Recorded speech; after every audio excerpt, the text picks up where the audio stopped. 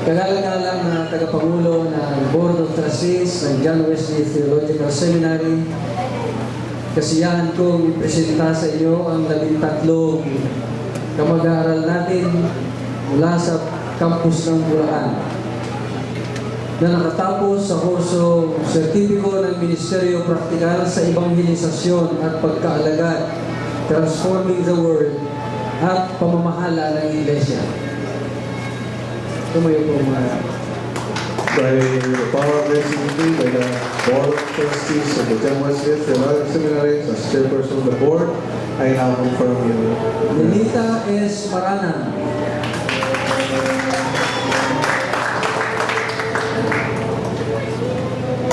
Si kapatid na Nelita at kapatid na Doming ay 2 araw na nag-aabang ng biyahe sa airport papunta sa Amerika. Ngunit hindi sila natuloy ng 2 beses para makadalo sa graduation ngayon.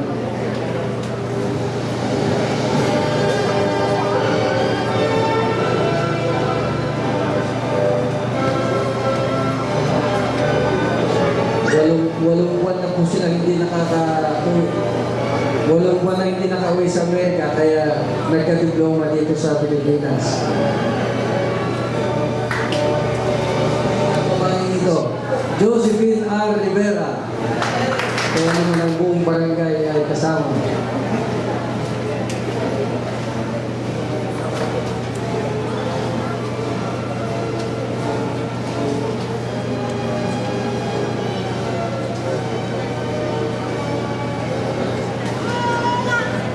Ferdinand D. Ross,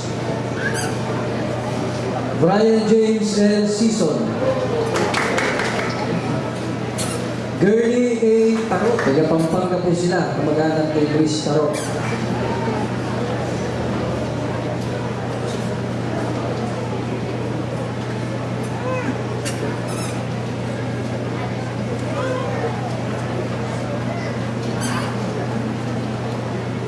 El Miranda A.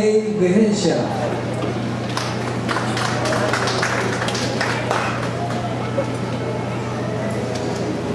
Florinda P. Musni,